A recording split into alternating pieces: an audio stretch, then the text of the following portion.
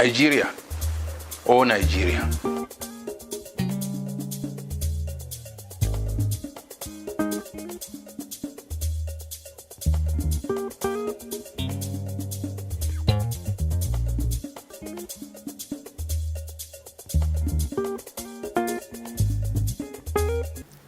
Healing Nigeria in the spirit of Adha.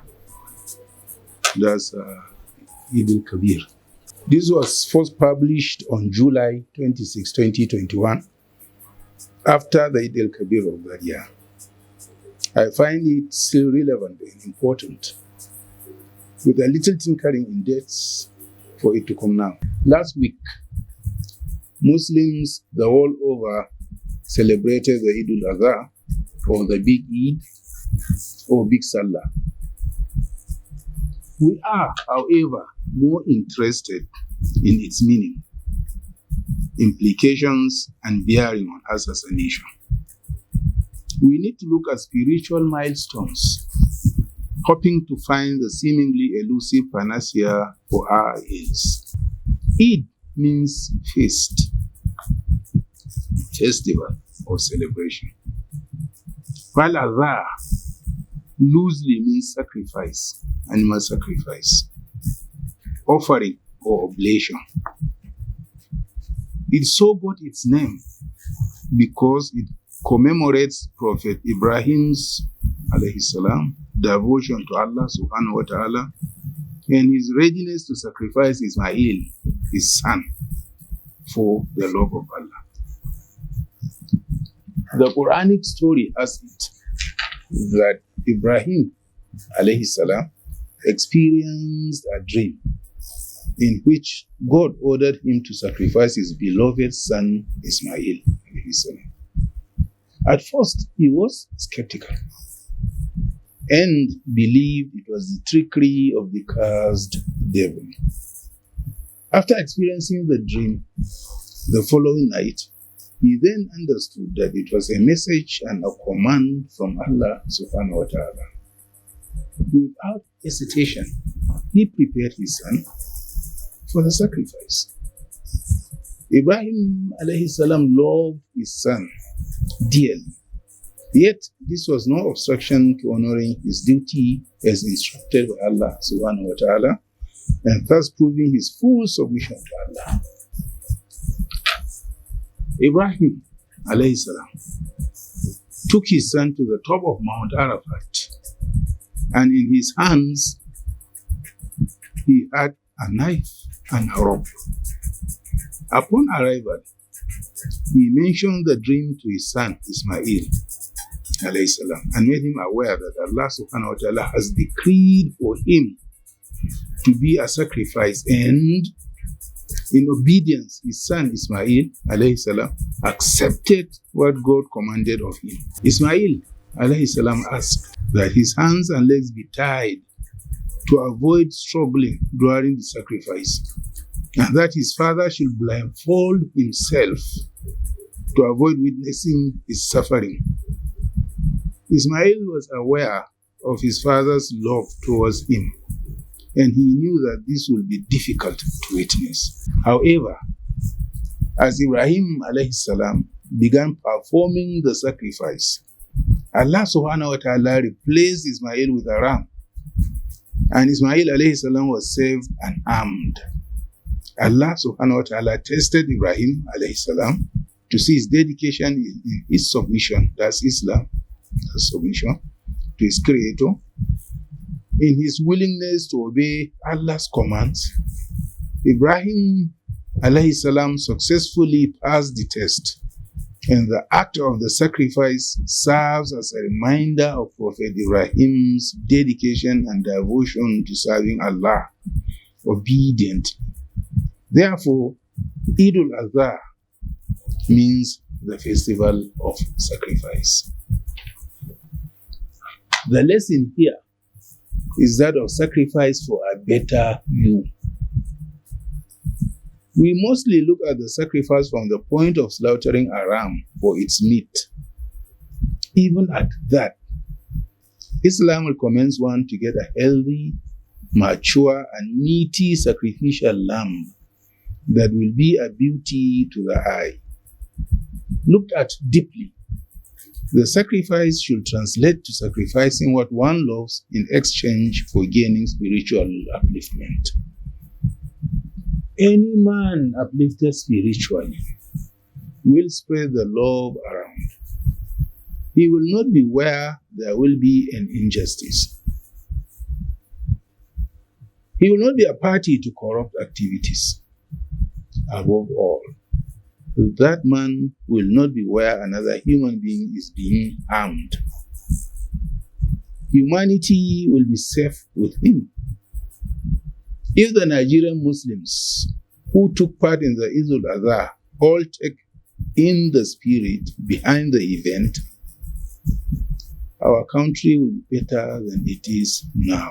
It is a sacrifice in self-immolation that can only be compared to the myth of the thornbird in the fictional book Thornbirds, a 1977 bestseller by Colin McCullough.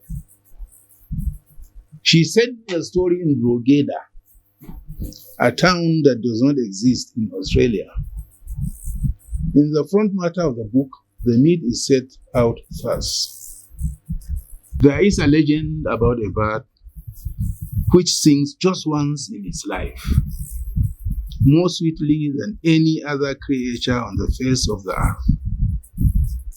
From the moment it leaves the nest, it searches for a thorn tree and does not rest until it has found one. Then, singing among the savage branches, it impales itself upon the longest, sharpest spine. And, dying, it rises above its agony to outcarol the lark and the nightingale. One superlative song, existence the prize. But the whole world steals to listen, and God in his heaven smiles. For the best is only brought at the cost of great pain. Or so says the legend. The spirit of Eid al-Adha teaches us to sacrifice ourselves for God. Ismail alayhi salam was part of Ibrahim alayhi salam. Do not forget. By sacrificing his son, he was sacrificing himself as well.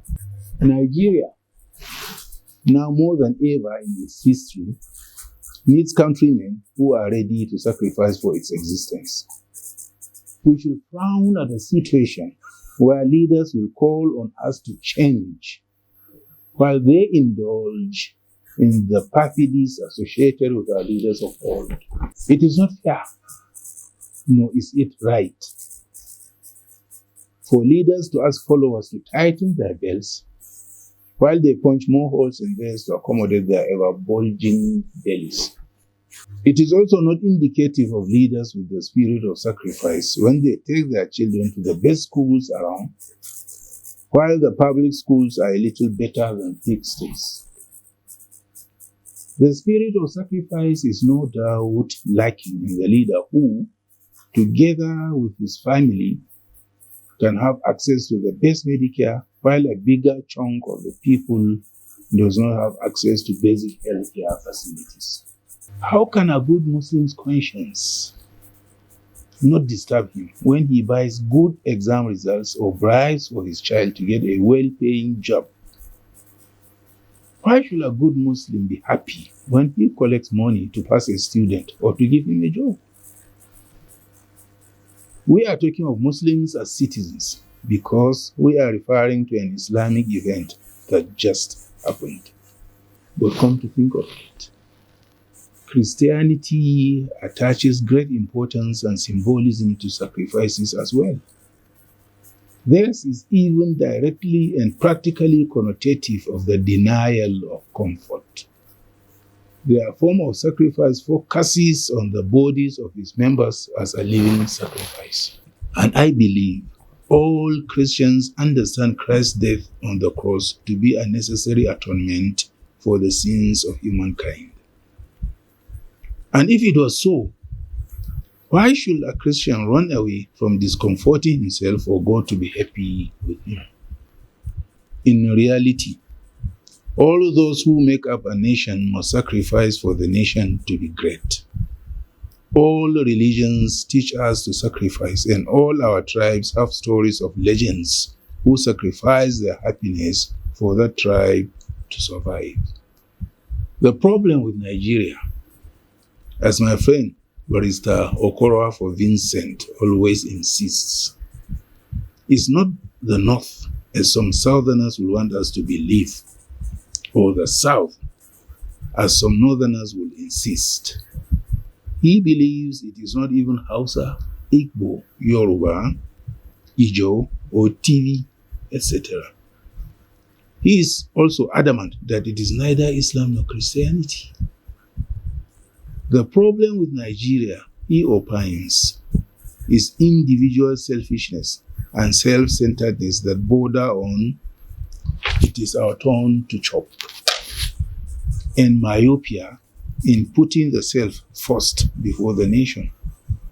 And all people from the tribes have that tendency, which is exhibited by adherents of both religions. The lawyer says, if we can put Nigeria first as our collective interest, then we will have a great nation. I cannot agree more. Thank you.